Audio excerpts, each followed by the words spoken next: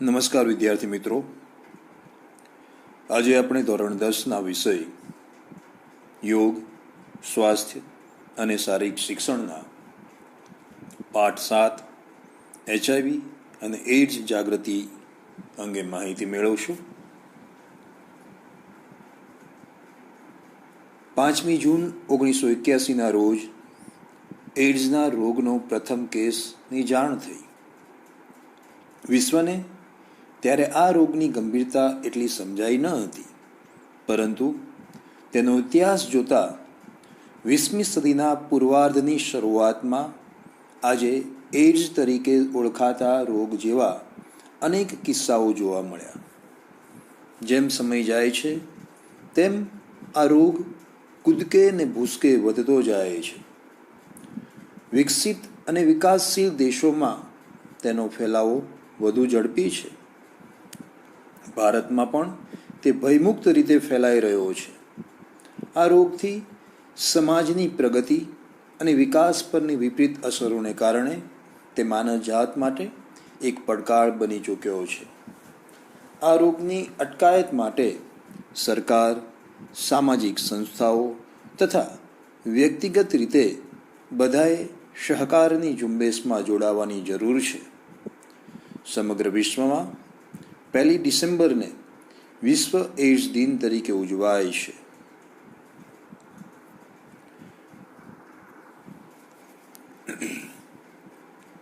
એઇડ્સનો અર્થ જોઈએ તો શ્વેતકણ લસિકાકણને હ્યુમન ઇમ્યુનોડેફિશિયન્સી વાયરસનો ચેપ લાગવાથી એઇડ્સ થાય છે. આ પ્રકારના વાયરસ માનવ શરીરની રોગ પ્રતિકારક શક્તિનો નાશ કરતા હોવાથી શરીરમાં અનેક પ્રકારની બીમારીઓ થઈ શકે છે.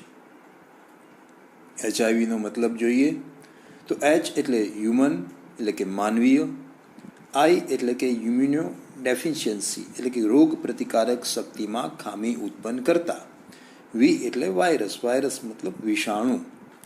એઇડ્સનો મતલબ જોઈએ તો એક્વાયર્ડ, એ મતલબ એક્વાયર્ડ એટલે પ્રાપ્ત, I મતલબ ઇમ્યુનો મતલબ રોગ પ્રતિકારક શક્તિ, D મતલબ ડેફિશિયન્સી મતલબ ખામી ઉત્પન્ન કરતા, અને S મતલબ સિન્ડ્રોમ મતલબ કે રોગના લક્ષણોનો સમૂહ એટલે કે પ્રાપ્ત રોગ પ્રતિકારક શક્તિમાં ખામી ઉત્પન્ન કરતા રોગના લક્ષણોનો સમૂહ એટલે એઇડ્સ. રક્ત પરીક્ષણમાં આ વાયરસની હાજરીનો ખ્યાલ આવે તે વ્યક્તિને HIV પોઝિટિવ કહે છે. રોગ સામે રક્ષણ કરતા શ્વેતકણ માનવ શરીરને રોગ પ્રતિકારક શક્તિ પૂરી પાડે છે. પરંતુ આ રોગના વિષાણુ લોહીમાં રહેલ શ્વેતકણ મારી નાખે છે. HIV શ્વેતકણમાં દાખલ થઈ રોગ પ્રતિકારક શક્તિકારક તંત્ર પર હુમલો કરે છે અને તેને નબળું બનાવી બીજા રોગોના જીવાણુને આમંત્રે છે. HIVનો ચેપ લાગ્યા બાદ લક્ષણો દેખાવાનો સમયગાળો 6 માસથી 20 વર્ષ સુધીનો હોઈ શકે. આવી વ્યક્તિ દર્દી નહીં પરંતુ એઇડ્સના વાહક તરીકે ઓળખાય છે. એઇડ્સની વ્યાખ્યા જોઈએ તો પ્રાપ્ત રોગ પ્રતિકારક શક્તિમાં ખામી ઉત્પન્ન કરતા રોગનો સમૂહ એટલે એઇડ્સ.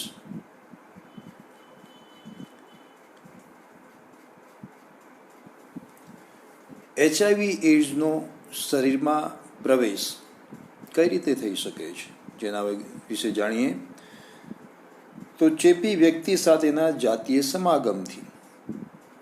એ સમાગમ છે સજાતીય પણ હોઈ શકે, વિજાતીય પણ હોઈ શકે અને દ્વિજાતીય સમાગમથી પણ એઇડ્સનો રોગ પ્રવેશી શકે છે. ચેપવાળી વ્યક્તિનું રક્ત સ્વસ્થ વ્યક્તિના રક્તમાં ભળતા એઇડ્સ થઈ શકે છે. ચેપવાળી વ્યક્તિએ વાપરેલા જંતુ રહિત કર્યા વિનાની સોયનો ઉપયોગ કરવાથી પણ એઇડ્સ થઈ શકે છે. ચેપવાળી માતાના શરીરમાંથી ગર્ભસ્થ શિશુને પણ એઇડ્સનો ચેપ લાગી શકે છે. ચેપવાળી વ્યક્તિ દ્વારા કેફી દ્રવ્યો લેવા સોયના સામૂહિક ઉપયોગથી પણ એઇડ્સનો ચેપ લાગી શકે છે. દાઢી કરતી વખતે કે શરીર પર ટેટુ બનાવતી વખતે બ્લેડ સોયમાં HIV વાયરસ ભરેલા હોય ત્યારે પણ એઇડ્સ લાગી શકે છે. બીજા ચેપી રોગોમાં દવાઓ સૂક્ષ્મ જંતુઓને મારી નાખે છે અને એ રીતે વ્યક્તિને રોગમુક્ત કરે છે, પરંતુ HIVના વિષાણુ વિરુદ્ધની દવાઓ આ વિષાણુઓની વૃદ્ધિને અટકાવે છે, પરંતુ તેનો સંપૂર્ણ નાશ થતો નથી.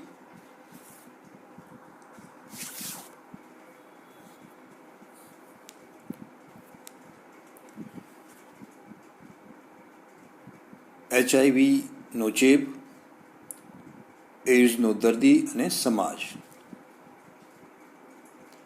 HIV નો ચેપ કે એઇડ્સના દર્દીથી સમાજને સીધો કોઈ ખતરો નથી, કારણ કે તેના શરીરમાં રહેલા HIV નીચેના સામાજિક વર્તન દ્વારા બીજી વ્યક્તિમાં ફેલાતો નથી, જેમાં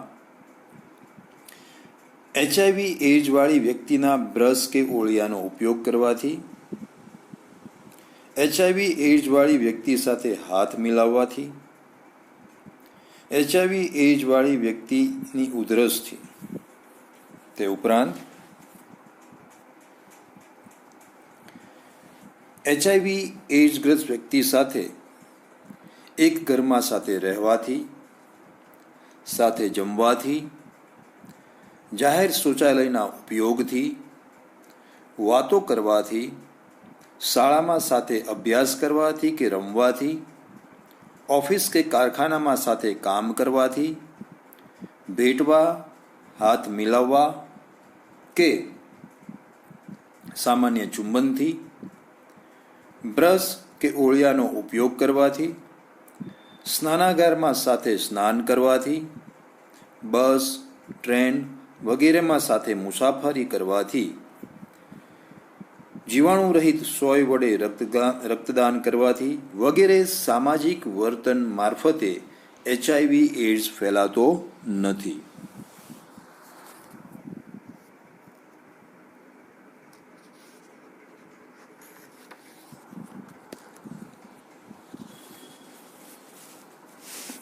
આગળનો પોઈન્ટ જોઈએ આપણે. HIV અને એઇડ્સ અટકાવવાના ઉપાયો. HIV એઇડ્સનો નિર્મૂળ કરવાનો કોઈ ઈલાજ નથી કે તેના વિરુદ્ધ કોઈ રસી હજુ સુધી શોધાઈ નથી. તેથી બચવાનો એકમાત્ર ઉપાય તેને ફેલાતો અટકાવવામાં જ રહેલો છે. HIV અને એઇડ્સ વિશેની જાણકારી તથા યોગ્ય સમયે દવાઓ આપવી તેનો બચાવ ગણાય છે. HIV અને એઇડ્સ અટકાવવાના ઉપાયોમાં એક, જાતીય જીવન સંયમિત રાખવું જોઈએ. લગ્ન પૂર્વેના કે લગ્નેતર જાતીય સંબંધો ન રાખવા. જાતીય સમાગમ વખતે નિરોધનો ઉપયોગ કરવો. ધંધાદારી રક્તદાતાઓ પાસેથી લોહી લેવું નહીં. HIV પરીક્ષણ દ્વારા HIV મુક્ત જાહેર કરેલ વ્યક્તિ પાસેથી લોહી લેવું. ડિસ્પોઝેબલ અથવા તો જીવાણુ રહિત સોય સિરીઝનો ઉપયોગનો આગ્રહ રાખવો. કોઈપણ શસ્ત્રક્રિયા માટે જંતુરહિત ઓજારો વાપરવા. કેફી દ્રવ્યોનો ઉપયોગ કરનાર વ્યક્તિઓએ સાથે સોય સિરીઝનો સહિયારો ઉપયોગ ન કરવો. HIV ચેપ ધરાવતી સ્ત્રી સગર્ભા ન થાય તેની કાળજી લેવી. રેઝર, બ્લેડ જેવી લોહીના સંપર્કમાં આવતી વસ્તુઓ અલાયદી વ્યક્તિગત વાપરવાનો આગ્રહ રાખવો. આ જણાવેલ HIV અને એઇડ્સના અટકાવવાની બાબતોની ખામીથી આ સદીના મહારોગ તરીકે ઓળખાતા HIV એડ્સને આસાનીથી દૂર રાખી એક સ્વસ્થ અને આરોગ્યપ્રદ જીવન જીવી શકાય છે.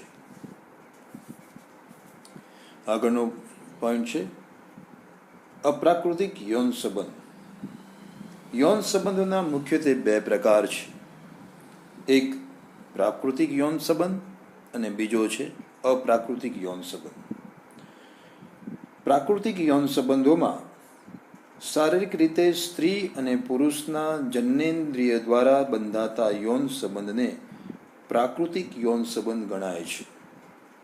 હસ્તમૈથુન એ એક બિન નુકસાનકારક અને સલામત મૈથુન ક્રિયા છે. યોનિમાં જોવા મળતા વીર્યસ્ખલન એ કુદરતી છે અને તેના કારણે કોઈ પણ પ્રકારની શારીરિક નબળાઈ આવતી નથી કે રોગ થતો નથી. બીજું છે અપ્રાકૃતિક યૌન સંબંધો. સમલૈંગિક સંબંધ એટલે કે પુરુષ પુરુષ વચ્ચે કે સ્ત્રી સ્ત્રી વચ્ચેના યૌન સંબંધ અપ્રાકૃતિક યૌન સંબંધ ગણાય છે. સ્ત્રી પુરુષ વચ્ચે પણ ગુદામૈથુન અપ્રાકૃતિક છે. આવા અપ્રાકૃતિક યૌન સંબંધ રાખનાર જો તેના ભાગીદાર બદલતા જાય તો તેને એડ્સ થવાનો ભય વધી જાય છે. આગળનો પોઈન્ટ માદક દ્રવ્યો અને HIV એડ્સ. તરુણાવસ્થામાં જાતીય અંગોનો વિકાસ થતાં તે વિજાતીય આકર્ષણ અનુભવે છે, પરંતુ સામાજિક નિયંત્રણો તેને અવરોધે છે, જેથી તેઓ માનસિક સંઘર્ષ અનુભવે છે. તેમને માટે આ કટોકટીનો ગાળો પુરવાર થાય છે. આ અવસ્થામાં તેઓ સંદિગ્ધ સ્થિતિમાં મુકાય છે. જાતીય અતૃપ્તિને લીધે તે તેમાંથી છુટકારો મેળવવા કેટલાક માદક દ્રવ્યોનો આશ્રય લે છે અને અત્યંત નશીલા પદાર્થોના સેવનમાં ફસાય છે. છેલ્લે શારીરિક, માનસિક અને સામાજિક એમ ત્રણેય ક્ષેત્રે વિનાશને માર્ગે જાય છે. માદક દ્રવ્યો ઘણીવાર ઇન્જેક્શન વડે લેવાય છે. આવા ઇન્જેક્શનો જંતુ રહિત કર્યા વગર એક જ સોયથી જૂથમાં ઘણી વ્યક્તિઓ લે છે.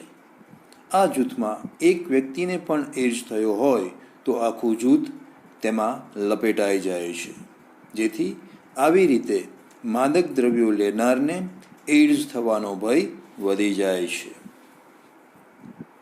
આગળનો પોઈન્ટ વયલક્ષી યૌન સંબંધો અંગે માહિતી.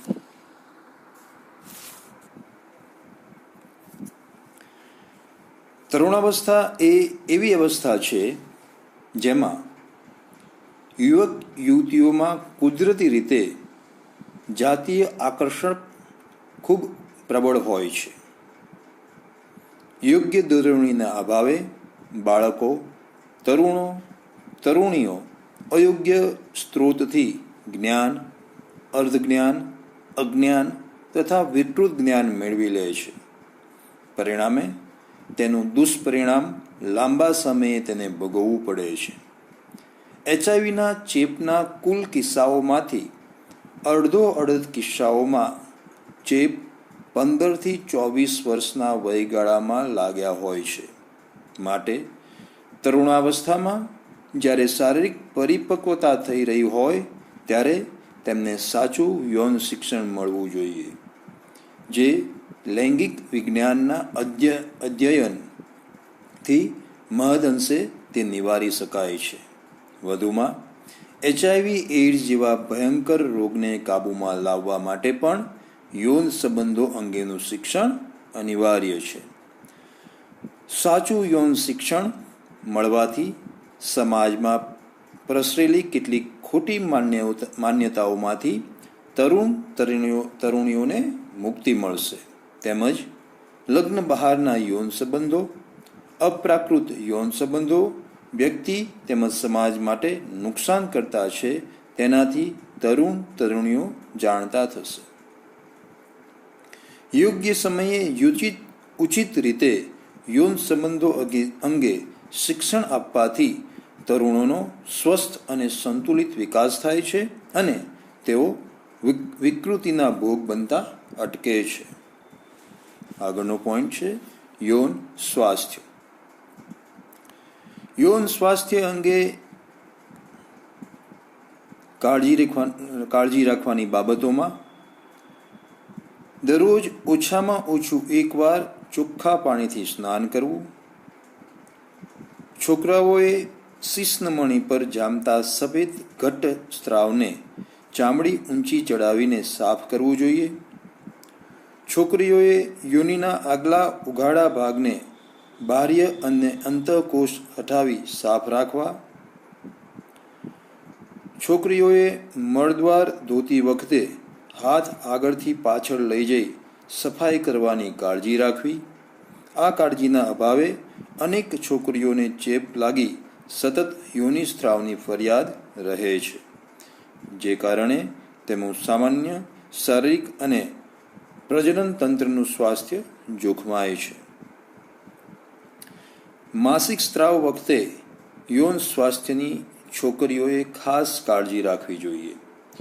યૌન અંગોની સાબુ પાણી વડે રોજ પૂરતી સફાઈ રાખવી જોઈએ. માસિક સ્ત્રાવ વખતે સ્ત્રાવને શોષી લેવા વપરાતા કપડાના પેડ કે સેનેટરી નેપકિન ચોખ્ખા હોવા જોઈએ અને તેનો યોગ્ય નિકાલ કરવો જોઈએ. અંદર પહેરવાના કપડાં સુતરાઉ અને ચોખ્ખા હોવા જોઈએ. તે દરરોજ બદલવા અને યોગ્ય રીતે સાફ કરી તેને તડકે સૂકવવા જોઈએ.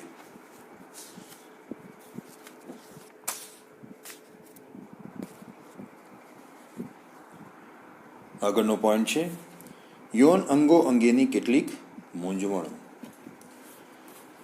તરુણાવસ્થામાં તરુણો જાતીયતાને લગતી બાબતોમાં જિજ્ઞાસા સેવતા હોય છે.